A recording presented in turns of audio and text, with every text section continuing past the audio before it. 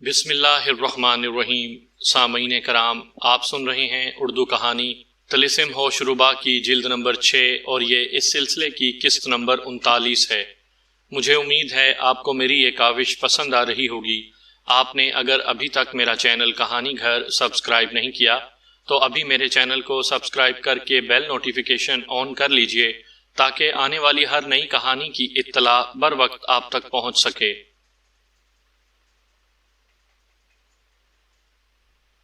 شکل کش جادوگر کی موت سے ملکہ حیرت جادوگر کے دل کو سخت دھکا لگا۔ وہ سوچ بھی نہ سکتی تھی کہ شکل کش پہلے ہی مارکے میں جان کھو بیٹھے گا۔ رہ رہ کر اس کے دل میں بس یہی خیال پیدا ہو رہا تھا کہ کاش ہم مصور جادوگر سے مدد نہ مانگتے، کاش شکل کش یہاں نہ آتا۔ آخرکار اس نے ایک صندلی تابوت میں شکل کش کی لاش رکھوائی اور باغ سیب میں شہنشاہ افراسیاب کی خدمت میں جا پہنچی۔ افراسیاب نے شکل کش کا تابوت دیکھتے ہی سر پیٹ لیا اور بڑے رنج کے ساتھ کہنے لگا، افسوس صد افسوس، مرشد زادے مصور جادوگر کا یہی ایک ہی فرزند تھا۔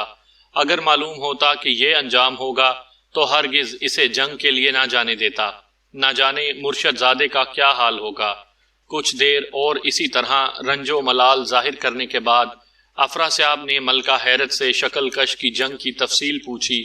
جب اسے پتہ چلا کہ اس کی ہلاکت کا ذمہ دار راج جادوگر ہے تو اس نے سر کو مخاطب کر کے کہا، اس واقعے نے ہمیں مصور جادوگر کے سامنے سخت شرمندہ کیا ہے۔ اب تھوڑی بہت بات صرف اس طرح بن سکتی ہے کہ راج جادوگر کو پکڑ کر مصور جادوگر کی خدمت میں پیش کر دیا جائے تاکہ وہ انتقام لے کر اپنا کلیجہ ٹھنڈا کر سکیں۔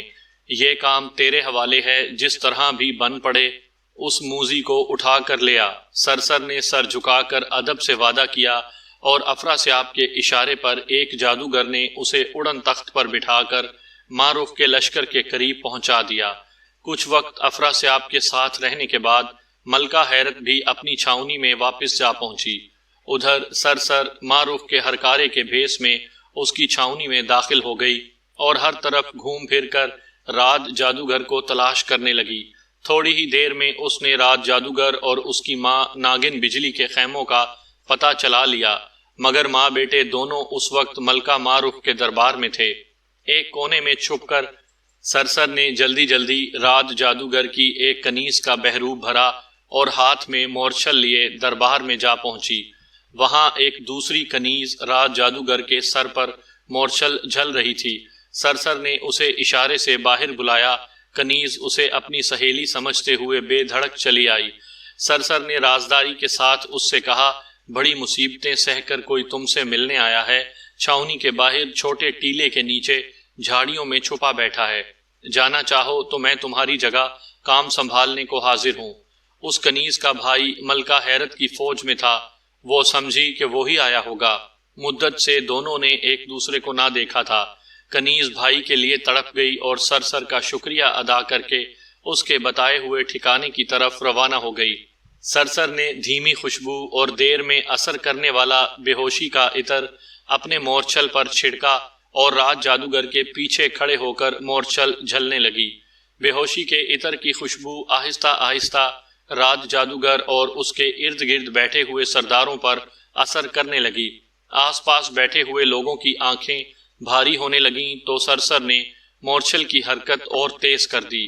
اسی موقع پر اچانک خواجہ امرو کی نگاہ اس سے ٹکرا گئی۔ اس کے مورچل کے جھلنے کی حرکت انہیں کچھ عجیب سی محسوس ہوئی تھی۔ اتفاقاً انہوں نے اس کے ارد گرد بیٹھے ہوئے لوگوں کو بھی سرسری نظر سے دیکھا۔ سبھی اونگتے نظر آئے۔ اب ان کا ماتھا ٹھنکا۔ انہوں نے بڑے غور سے مورچل جھلنے والی کنیز کو دیکھا۔ ارے یہ تو کچھ ہی دیر پہلے باہر سے آئی تھی۔ امرو کو یاد آیا، وہ سمجھ گیا کہ یہ سر ہے۔ اس نے اسے پکڑ لینے کا فیصلہ کیا، مگر اس طرح اپنی جگہ سے اٹھا جیسے باہر جا رہا ہو۔ سر اپنے شکار کی طرف متوجہ تھی۔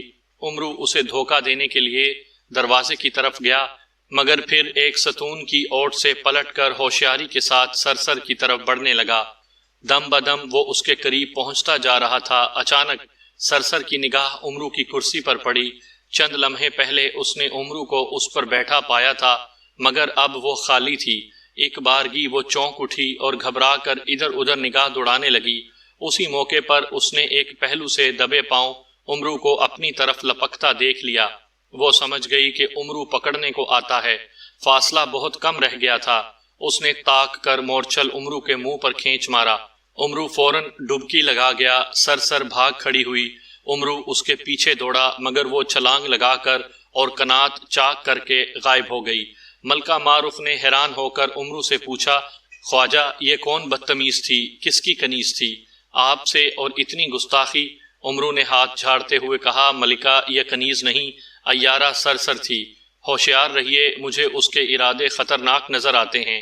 اگر میں نہ پہچان لیتا تو کم بخت راج جادوگر سمیت 20-25 سرداروں کو تو بے ہوش کر ہی چکی تھی، پھر خدا جانے کس کو قتل کرتی اور کس کو پکڑ کر لے جاتی۔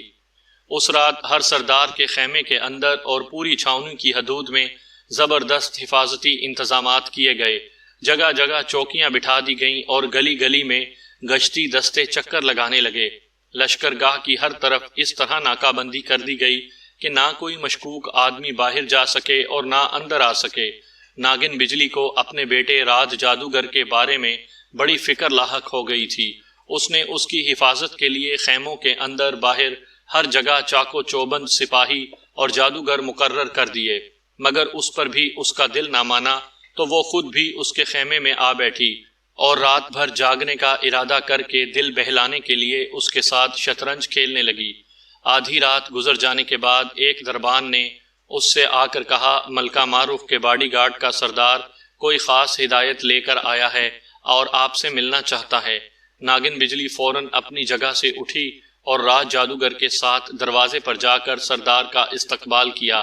سردار سر سے پیر تک ہتھیاروں سے لیس تھا۔ ناگن اور رات کو دیکھتے ہی اس نے کہا، ملکہ نے حکم دیا ہے کہ میں آپ دونوں اور آپ کے محافظوں کو ساتھ لے کر صبح ہونے تک چھاؤنی کے باہر چاروں طرف چکر لگاؤں اور جو بھی آدمی آتا جاتا ملے، چاہے وہ ملکہ اور امرو ہی کیوں نہ نظر آئیں، ان کو گرفتار کر کے دربار میں پیش کروں۔ دونوں ماں بیٹے یہ سن کر فوراً تیار ہو گئے۔ انہوں نے 20 محافظوں کو منتخب کر کے ساتھ لیا اور باڈی گارڈ کے سردار کے ہمراہ چھاؤنی کے باہر چل دیے۔ راستے میں انہیں جگہ جگہ پہرے داروں کی ٹولیاں ملیں۔ سب انہیں دیکھ کر سلامی دیتے اور یہ انہیں چوکنا رہنے کی ہدایتیں دیتے آگے بڑھتے رہے۔ ناگن اور رات پہرے داروں کو یہ بھی بتا دیتے کہ وہ چھاؤنی کے باہر دیکھ بھال کرنے جا رہے ہیں۔ چھاؤنی سے باہر نکل کر باڈی گارڈ کے سردار نے ناگن بجلی سے کہا، اب ہمیں 2 ٹولیوں میں بٹ جانا چاہیے۔ ایک ٹولی دائیں طرف سے چھاؤنی کا چکر لگائے، دوسری بائیں طرف سے۔ ناگن بجلی نے یہ بات مناسب سمجھی۔ 10 محافظ اس نے اپنے ساتھ لیے اور باقی 10 راج جادوگر اور سردار کے حوالے کر کے بائیں طرف کو چل دی۔ دوسری ٹولی دائیں طرف کو روانہ ہو گئی۔ اتفاق سے خواجہ امرو بھی چھاؤنی کے اندر گشت کر رہے تھے۔ انہوں نے جو یہ سنا کہ ناگن بجلی، راج جادوگر اور باڈی گارڈ کا سردار مل جل کر چھاؤنی کے باہر چکر لگانے گئے ہیں تو ان کا ماتھا ٹھنک گیا۔ اندر کی فکر چھوڑ وہ انہیں ڈھونڈنے نکل کھڑے ہوئے۔ ان کا دل رہ رہ کر گواہی دے رہا تھا کہ دال میں کچھ کالا ضرور ہے۔ ادھر جس ٹولی میں راج جادوگر اور باڈی گارڈ کا سردار تھے، وہ گشت کرتی ہوئی ایسے حصے میں جا نکلی جہاں جھاڑیوں اور درختوں کا گنجان سلسلہ چاروں طرف پھیلا ہوا تھا۔ راستہ اتنا تنگ اور غیر ہموار تھا کہ رہ رہ کر محافظ سپاہیوں کو ٹھوکریں لگ رہی تھیں۔ اندھیرے کی وجہ سے کسی کو کچھ سجھائی نہ دیتا تھا۔ البتہ باڈی گارڈ کا سردار اس طرح چل رہا تھا جیسے وہ سب کچھ دیکھ رہا ہو۔ راج جادوگر نے اس پر حیرت ظاہر کی تو اس نے کہا، ملکہ ماروخ اپنے باڈی گارڈ کو ایک ایسی طلسمی ٹکیا دیا کرتی ہے جس کے کھانے سے رات کو بھی دن کی طرح دکھائی دینے لگتا ہے۔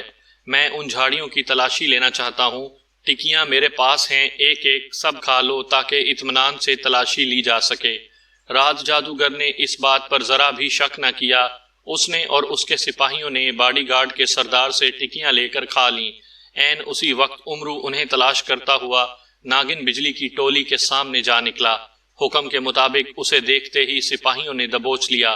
وہ لاکھ چلاتا رہا، نالائکو، یہ کیا کر رہے ہو؟ میں خواجہ امرو ہوں، لیکن کسی نے ایک نہ سنی۔ اس کے ہاتھ باندھ دیے اور پیروں میں پھندے ڈال کر ناگن بجلی کے سامنے پیش کر دیا۔ ناگن اسے پہچان گئی، مگر ملکہ معروف کے حکم کا ذکر کرتے ہوئے بولی، خواجہ صاحب معاف کیجئے، حکم سے مجبور ہوں، صبح دربار میں پیش کروں گی، اور آپ اگر اصلی امرو ہوئے تو یقین کیجئے چھوٹ جائیں گے۔ امرو نے جھنجھلا کر کہا، احمق عورت، مجھے اپنے چھوٹنے کی فکر نہیں، تیرے چہیتے بیٹے کا اندیشہ ہے، کہیں تو نے اسے باڈی گارڈ کے سردار کے ساتھ تو نہیں کر دیا؟ یہ سنتے ہی ناگن بجلی کا کلیجہ دھک سے رہ گیا۔ وہ گھبرا کر بولی، کیوں؟ کیا وہ کوئی دشمن ہے یا نہیں؟ یہ تو تجھے جلد معلوم ہو جائے گا۔ لیکن تیری کھوپڑی کو کیا ہوا؟ مجھ پر تو شک کرتی ہے، اس پر کیوں نہ کیا؟ بغیر تصدیق کیے بیٹے کو لے کر اس کے ساتھ چھاؤنی سے باہر کیوں چلی آئی؟ اب جا کر ناگن کو اپنی بے وقوفی کا احساس ہوا، تاہم اس بات سے ذرا اسے ڈھارس رہی کہ راج جادوگر کے ساتھ 10 وفادار سپاہی بھی ہیں۔ اس نے اطمینان کرنے کے لیے امرو سے پوچھا، کیا آپ کو یقین ہے کہ باڈی گارڈ کا سردار بھروسے کے قابل نہیں اور وہ میرے بیٹے اور اس کے 10 جان نثاروں پر قابو پا لے گا؟ امرو نے جواب دیا، اب مجھے یقین ہو چلا ہے، باڈی گارڈ کا سردار اصل میں سر ایارہ ہے، یہ اس کے لیے کوئی کام مشکل نہیں۔ بیٹے کی خیریت چاہتی ہو تو جلدی سے مجھے کھول دے اور میرے ساتھ چل کر اسے تلاش کر۔ ناگن بجلی تڑپ اٹھی، جلدی جلدی اس نے امرو کے ہاتھ پیر کھولے اور سب کو ساتھ لے کر دوسری ٹولی کی تلاش میں چل دی۔ تاریکی کی وجہ سے اس کے سپاہیوں اور امرو کو آگے بڑھنے میں بڑی دقت پیش آ رہی تھی۔ امرو کو ڈر ہوا کہ کہیں ان کے پہنچنے سے پہلے ہی سر اپنا کام کر کے رفو چکر نہ ہو جائے۔ اس نے ناگن سے کہا، وقت نازک ہے، تم بجلی بن کر اڑتی ہوئی آگے آگے چلو، اس طرح تمہاری روشنی میں ہم بھی تیزی سے آگے بڑھ سکیں گے۔ یہ وہ لمحہ تھا کہ جب راج جادوگر اور اس کے محافظ سر کی دی ہوئی ٹکیاں کھا کر بے ہوش ہو چکے تھے، اور سر راج جادوگر کو پوٹلی میں باندھ کر پیٹھ پر لاد چکی تھی۔ ناگن بجلی زمین پر لوٹ پوٹ کر بجلی کی صورت بنی اور تڑپتی بل کھاتی تیزی سے آگے بڑھنے لگی۔ امرو اور محافظ سپاہی اس کی روشنی میں دوڑتے ہوئے راستہ طے کرنے لگے۔ سر سمجھ گئی کہ بھانڈا پھوٹ چکا ہے، ناگن بجلی اس کی تلاش میں ہے۔ اس نے راج جادوگر کی پوٹلی کو اپنی پیٹھ سے باندھا اور درختوں اور جھاڑیوں کی اوٹ میں آگے بڑھنے لگی۔ ناگن بجلی جلد ہی اس مقام پر جا پہنچی جہاں راج جادوگر کے محافظ سپاہی بے ہوش پڑے تھے۔ زمین پر لوٹ پوٹ کر کے وہ فوراً عورت بن گئی اور بے ہوش سپاہیوں میں راج جادوگر کو تلاش کرنے لگی۔ کچھ وقفے کے بعد امرو اور دوسرے سپاہی بھی وہاں پہنچ گئے۔ سب نے مل جل کر آس پاس کا چپا چپا چھان مارا، لیکن سر کے پیروں کے نشانات کے علاوہ کہیں کچھ نہ ہاتھ آیا۔ ناگن بجلی نے جوش میں آ کر چاہا کہ اسی وقت جا کر ملکہ حیرت کی چھاؤنی پر برس پڑے، لیکن امرو نے بڑی مشکل سے اسے سمجھا بجھا کر لشکر گاہ میں واپس کیا اور دلاسا دیا کہ میں جلد ہی راج جادوگر کو چھڑا کر لے آؤں گا۔ امرو چونکہ سرمہ سلیمانی لگائے ہوئے تھا، اس لیے سر کے نشانات اسے صاف دکھائی دے رہے تھے۔ وہ فراٹے بھرتا اس کا پیچھا کرنے لگا۔